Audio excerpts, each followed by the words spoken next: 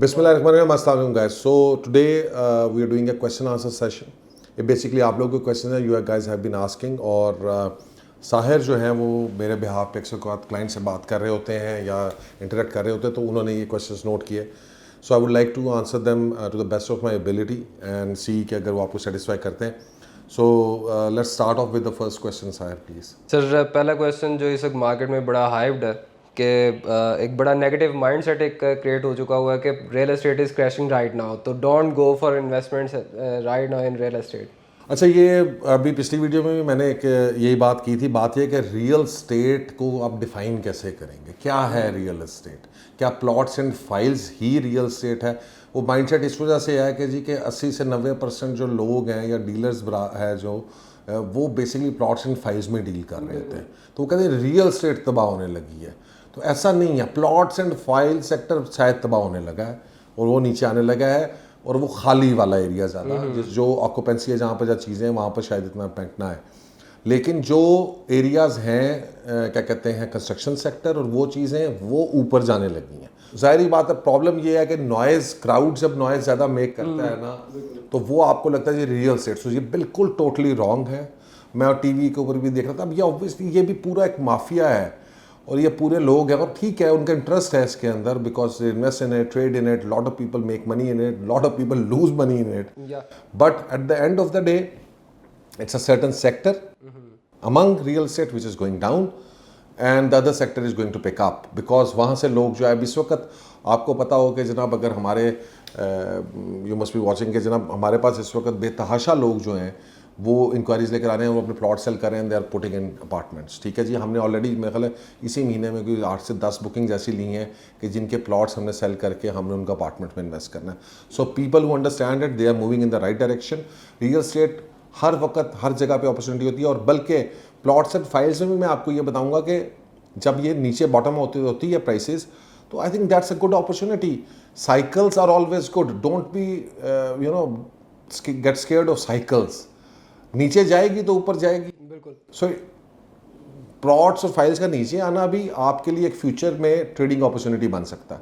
So always you know take things positively. Problem उन लोगों के लिए है जो बेचारों को ये चीज़ समझ में नहीं आती है या वो जो बाहर बैठे हैं और वो उसको सही तरह से इसको एक्ट नहीं कर सकते. तो that is why always suggest कि जनाब हर आप you must have a good consultant on your side to guide you in the right path. Are serviced apartments are different from hotel apartments या both are same?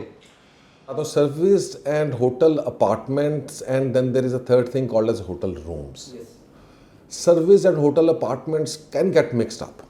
उसका reason ये है कि you know अगर सर्विस अपार्टमेंट में थोड़ी सी चीज़ें आप और याद कर दें तो वो होटल सर्विस अपार्टमेंट बन जाता है.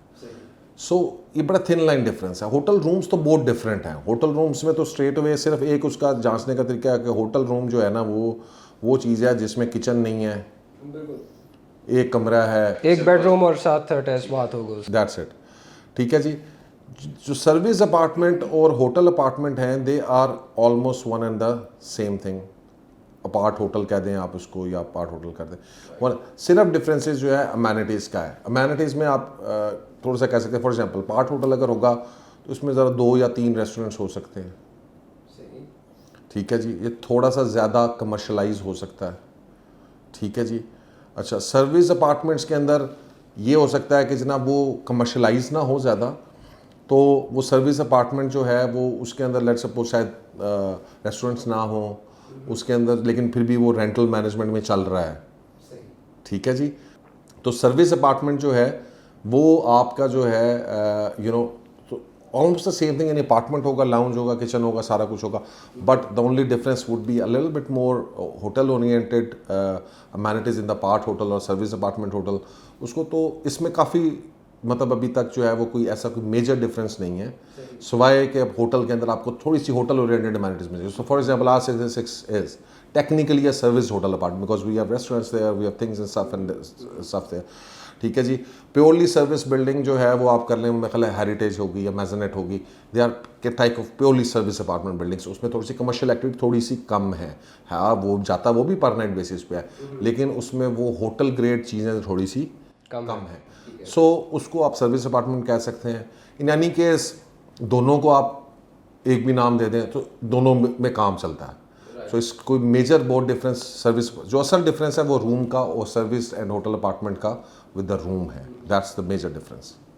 Is it feasible to get into short term trading right now in apartments या high rise में?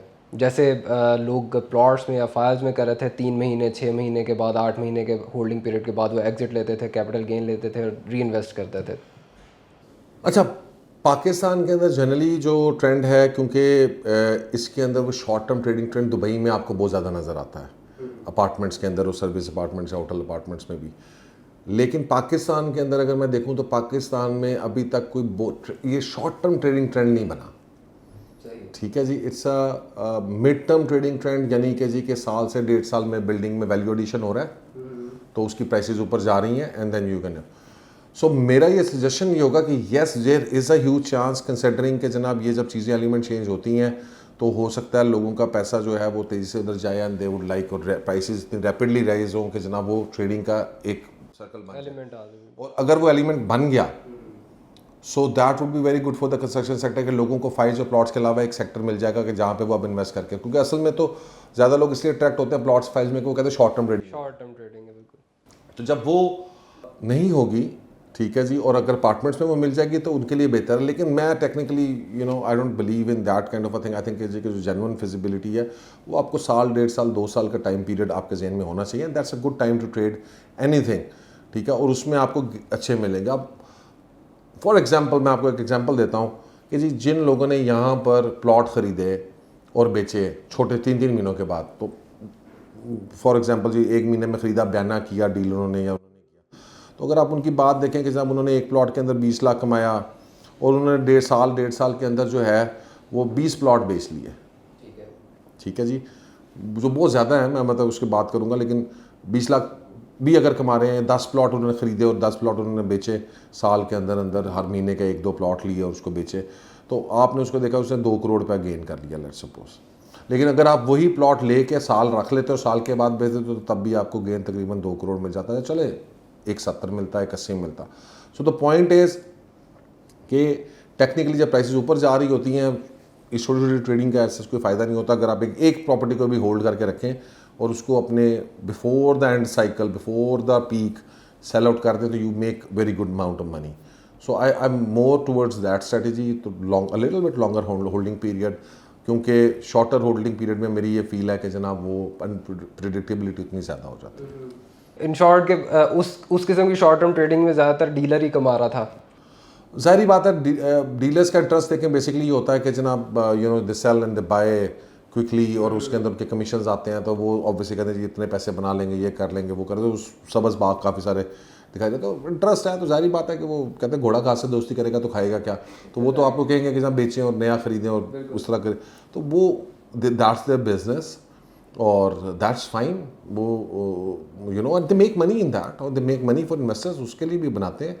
बट पर्टिकुलरली स्पीकिंग, मतलब मुझे ये होगा कि मैं सारा दिन रियल सेट करता रहूँ फुल टाइम, जनाब अभी प्लॉट लूँ ये करूँ, उसके बजाय इस तरह के ट्रेंड के अंदर आई वुड प्रेफर कि मैं एक आधा प्लॉट लेके होल्ड करूँ। लेकिन ये जो शॉर्ट टर्म ट्रेडिंग होती है ये टेक्निकली उस हाइप का बायस बनती है, क्योंकि अगर जो होल्ड करके रख लिया, अगर शॉर्ट टर्म ट्रेडिंग नहीं हो रही है तो वो प्राइसेस ज़रा फिर स्लोली ऊपर जाती है। तो ये पार्ट एंड पार्सल है, ये ज़रूरी है अगर आपने उस प्रॉपर्टी को ऊपर लेके जाना है। बट ये अब एक पूरी एक इन डेप्थ स्टडी है कि जनाब ये कैसे होना है, लेकिन ये जनरली इट्स फाइन, जो कर रहे हैं उनको करने दें। और जो in current market situation, tax policies, files are unaffected because people are thinking that files are unaffected. आपने कहा कि गैम्बलिंग हो रही थी प्लॉट्स पे और फाइल्स पे और इस किस्म की ट्रेडिंग पे, लेकिन टैक्स तो लगा कैपिटल गेन टैक्स उन पे जो आपके पोजेशन में है, तो फाइल्स पे तो फाइल्स तो अभी वजूद में ही नहीं है उनकी, तो वो वैसी हवा में ही हो रही है ना अभी ट्रेडिंग, तो वो उस पर गैम्बलिंग कैसे गवर्नमेंट रोक रही है, क्या पॉलिसीज़ हैं? अच्छा, ये बड़ी डाइसी सी सिचुएशन है थोड़ी सी। ये बिल्कुल एक बयान बेसिकली आया था जिसमें रिलेटिव्स जब मिले हैं मिफ्ता इस्माइल से, तो उन्होंने कहा जी कि जो पोजेशन में नहीं है प्लॉट्स तो उनके ऊपर हम ये टैक्स नहीं लगाएंगे, क्योंकि पोजेशन में है तो उसके ऊपर लगाएंगे।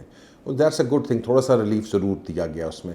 लेकिन जो समझने वाली चीज़ है वो ये है कि जनाब जब आप के जो पोजेशन वाला सेक्टर है जब वो नीचे आएगा तो फाइल उससे ऊपर तो नहीं बिक सकती। So things are inter, problem ये है। सो फॉर एग्जांपल एक एग्जांपल देते हैं कि जनाब लेट्स सपोज फाइल्स की कीमत नॉर्मल पोजेशन प्लॉट से थोड़ी सी कम होती है। So let's say for example कि 2 करोड़ का प्लॉट है 9 प्रिज्म में, ठीक है जी, और फाइल वहाँ पर 1 करोड़ 60 लाख की है। अब अगर उस रेंटल डीम इनकम की वजह से ये प्लॉट 1.5 करोड़ पे आ जाता है, तो ये तो नहीं हो सकता कि ये फाइल 2.5 करोड़ पे चली जाए, ठीक है। और अगर ये होगा, अगर कोई पता नहीं है पाकिस्तान में हो जाए, लेकिन अगर ये होगा तो वो जाहिर बात है, that means it's a pure Gamble at the end of the day. वो तो आप जुआ खेल रहे हैं, लेकिन जाहिर बात है कि वो फाइल्स अपने आप को एडजस्ट करेंगी, ये भी 1.25 पे आ जाएगी। तो इंटर रिलेटेड है ना। इसी तरह से अगर फेज़ 8 की कोई रेजिडेंशियल फाइल है और फेज़ 8 का प्लॉट जो है वो 5 करोड़ रुपये से 4.5 पे आ जाता है, तो फाइल उसकी जो है वो अगर जो पहले 4-4.5 करोड़ रुपए की मिल रही थी तो वो 6 करोड़ रुपये तो नहीं चली जाएगी। तो ये प्रॉब्लम है इन सोसाइटीज़ के अंदर, क्योंकि अगर ऊपर से पुल आता है तो वो नीचे फाइलों को भी इस तरह से इम्पैक्ट करेगा, इवन दो अगर उसके ऊपर टैक्स नहीं भी लग रहा। तो जब पोजेशन सेक्टर नीचे आएगा तो ऑटोमेटिकली उसका फील जो है वो दूसरे सेक्टर्स को भी फील होगा जो नॉन पोजेशन है। Capital gain tax will be applicable on current FPR value when the properties was purchased 2 or 3 years back, या current FPR value पे वो कैलकुलेट होगा। अच्छा, ये वैसे मैं always recommend, we are not tax consultants, तो बेसिकली तो आपको टैक्स कंसल्टेंट से ज़्यादा बेहतर गाइडेंस मिलेगी कि आपने टैक्सेस किस तरह से जमा कराने। होता ये है, ये बेसिकली आपने जिस कीमत पे लिया है, जो FBR वैल्यू आपने लेते हुए डिक्लेयर की और जो FBR वैल्यू आप बेचते हुए डिक्लेयर कर रहे हैं, तो आप दो चीज़ें डिक्लेयर कर रहे हैं कि FBR वैल्यू वाइल बाइंग जब कर रहे थे और अब जब सेल कर रहे थे, ये इसका डिफरेंस है। तो फॉर एग्जांपल यहाँ पे ये 60 लाख थी, अब 1 करोड़ है, तो ये 40 लाख रुपया तो आपको मिनिमम देना ही देना है कैपिटल के, ठीक है। तो दैट हाउ इट वर्क्स। ये दोनों चीज़ें कैलकुलेट होंगी, जिसको लिया था और आज का आपका, और अदरवाइज वो FBR के पास नहीं है, या एक्चुअल वैल्यूज़ डिक्लेयर करेंगे। अगर आपने उस वक्त भी 60 लाख का प्लॉट था लेकिन था वो 1.5 करोड़ रुपये का, आपने 1.5 करोड़ रुपये का लिया, आपने 1.5 करोड़ रुपये डिक्लेयर किया हुआ है, ये तो फिर आपने उस टाइम पे जो वैल्यू डिक्लेयर की थी और डिफरेंस जो आज आप डिक्लेयर करना चाह रहे हैं। तो आज अगर 1 करोड़ रुपया है तो अब आप 1 करोड़ से नीचे तो कर ही नहीं सकते डिक्लेयर, क्योंकि वैल्यू उसकी FBR वैल्यू 1 करोड़ है। तो आप या तो 1 करोड़ रुपया करेंगे, अगर आप 1 करोड़ रुपया करेंगे तो ये 50 लाख ऊपर वाला ब्लैक हो गया, ठीक है जी। अगर आप 1.5 करोड़ रुपया करेंगे तो उसके ऊपर आपको टैक्स देना पड़ेगा। ਐਨੀ ਮੈਨੂੰ ਸਮਝਦੇ ਲੋਕੀ ਕਮਾਉਂਦੇ ਨੇ, ਯਾਰ ਤੁਸੀਂ ਕਮਾ ਰਹੇ ਹੋ, ਦੇ ਦਿਓ ਟੈਕਸ, ਕੀ ਫਰਕ ਪੈ ਜਾਂਦਾ, ਟੈਕਸ ਤੋਂ ਕਿਉਂ ਨਾ ਡਰਦੇ ਹੋ? You know I don't understand. दे दो टैक्स, कमा के दे रहे हो ना, कमाई के ऊपर है, कैपिटल गेन टैक्स तो कमाई के ऊपर है, तो इसके ऊपर इतनी परेशानी क्यों है? जो इनकम कमा रहे हैं उसके ऊपर टैक्स देता है, इंडस्ट्रियलिस्ट टैक्स देता है, सारा देता है। तो रियल एस्टेट के ऊपर जो है वो इसको भाई आप उसके थोड़ा सा टैक्स है ना यार, 15% पहले साल है और कम होता जा रहा है। सो ये मेरे ख्याल में capital gain tax is not the deal killer. ये सिर्फ और सिर्फ इसको बुरा ना मनाए, ये हमारी छोटी ज़हनियत है, छोटी सोच है, टैक्स बचाना चाहते हैं और उसके लिए जो है ना वो हम ना उसका इशू बना देते हैं। Everyone wants to escape from that. हाँ, कहते हैं टैक्स नहीं देना पड़ेगा, भाई टैक्स नहीं देना पड़ेगा। वो इस मुल्क में रह रहे हैं, इस मुल्क को चलाना है, करना है, कमा रहे हैं, जो उसी से टैक्स दे रहे हैं ना, इसमें तो ये तो है ही नहीं। अगर वो वैल्यू 1 करोड़ थी और आज भी 1 करोड़ है तो टैक्स तो ज़ीरो है, तो ये तो कमाई के ऊपर टैक्स है। तो ये मेरा ख्याल है, ये और ये जो हुआ बना देते हैं, ये भी गलत करते हैं, ये और ये रियलिटीज जो करें ये गलत कर रहे हैं, ये कैपिटल गेन टैक्स को इशू बना देते हैं। Capital gain tax is a non issue. Filer और नॉन फाइलर, बिल्कुल नॉन फाइलर को 5% का 10% टैक्स लगना चाहिए नॉन फाइलर को। किस लिए तुम नॉन फाइलर बैठो, क्यों उससे प्लॉट ले रहे हो, तुम्हें शर्म नहीं आ रही? ठीक है जनाब, तुम क्यों नॉन फाइलर हो? तो इस मुल्क के है वो बातें करते हो कि जनाब फलाना आ जाए, फलाना आ जाए, वोट तुझे नवाज शरीफ को देना है, इमरान खान को देना है, फलाने को देना है, तो जनाब उस वेले मौत पड़ गई आपको, वो ना वो उसे मौत। तो हमारे मुल्क में कौम में लोगों को ना मौत पड़ जाती है, वो 2 रुपये टैक्स भी देना पड़े, मौत पड़। भाई 2 नॉन फाइलर हो, शर्म करो थोड़ी सी, 2 टैक्स, कोई मसला नहीं पड़ता, नहीं मरोगे। तो ये मेरे लिए दोनों नॉन इशूज़ हैं, मैं इसको कभी issues I don't think so. वो सिर्फ ये होता है, अच्छा इसमें ज़्यादा प्रॉब्लम जो है ना वो डीलर्स का है, वो इसको इशू बना लेते हैं। इशू नहीं है, रेंटल डीम इनकम टैक्स जो है वो इशू है, वो इशू है, ये इशू नहीं है। ये this should not be an issue. वो कहते नहीं 5 लाख रुपए टैक्स बचे, क्यों बचे भी? नॉन फाइलर को तो प्रॉपर्टी देने की इजाज़त नहीं होनी चाहिए पहली बात। तुम नॉन फाइलर हो क्यों? तो तुम्हारी वजह से तो ये मुल्क तबाह हो रहा है। तो उसके अंदर सवाल ये पैदा होता है कि जनाब अगर वो आप नहीं कर रहे हैं तो भाई करना चाहिए। मैं तो कहता हूँ डीलर्स को, रियल्टर्स को ये चीज़ आनी चाहिए कि सर आप नहीं देते हैं, आप दें टैक्स। क्यों आप उनको डिफेंड करने बच्चे में? वो अपने घरों में चोरियाँ करें, डिफेंड करने डीलर बरादरी पहुंची हो, वो आपको डीलरों को भी थोड़ी सी शर्म करनी चाहिए यार। ठीक है जी, नॉन फाइलर के तो ऊपर माफ़ी नहीं होनी चाहिए। हाँ, फाइलर के लिए आप फाइट कर सकते हैं कि यार नहीं चलो 2% नहीं, वो टैक्स भी देता है उसको 1% कर दें। तो दूसरी तरफ जो दूसरा जो इशू है जनाब, जो असल इशू है वो मेरा ख्याल है जो मेजर इशू है जिसके ऊपर फाइट करना बनता है वो डंडल डीम टैक्स है।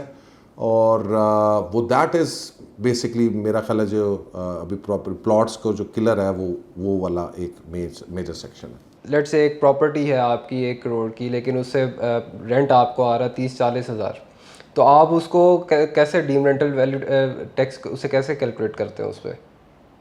देखिए ऐसे चांसेस होते हैं। वैसे तो नॉर्मली अगर आपकी रेंटल वैल्यू 10 करोड़ रुपए है तो आपको 3-4 लाख रुपए इनकम टैक्स आना, वो रेंट आना चाहिए पर मंथ। अगर आप 3-4 लाख रुपए नहीं आ रहा तो या तो आपकी प्रॉपर्टी इस तरह की कोई प्लॉट स्लॉट है तो आपने वो दिया हुआ है। इस तरह होता है, बाज़ लोग प्लॉट्स बड़े सस्ते से लोग चढ़ा देते हैं। तो अगर तो वो है तो फिर ठीक है, लेकिन अगर वो नहीं है तो टेक्निकली इसका मतलब है कि आप रेंट कम शो करा रहे हो। अगर आप रेंट कम शो करा रहे हैं तो फिर आप ज्यादती कर रहे हैं, आपको रेंटल टैक्स देना चाहिए। जिस तरह मैं पहले ही बता था कि टैक्स देंगे तो ये मुल्क चलता है, जो मुनासिब टैक्स है वो दें। बहरहाल उसके अंदर बात यह कि जी कि इसका जो है वो लेट्स सपोज के 10 करोड़ रुपए की प्रॉपर्टी है और इसके ऊपर जो है वो आपका, आप कह रहे हैं जी मेरी 40,000 रुपये इनकम है। अब मैं इस वक्त मुझे नहीं पता ये टैक्स रिटर्न 40,000 इनकम के ऊपर आपका क्या टैक्स होगा। 40,000 इंटू 12 कर दें तो 40,000 इंटू 12 4,80,000 मेरा ख्याल बन जाएगा साल का। तो 4,80,000 के ऊपर जो भी टैक्स आता है वो आपको मिलेगा। शायद है ही नहीं, 6 लाख से ऊपर नीचे पर इनकम पे टैक्स ही नहीं है शायद।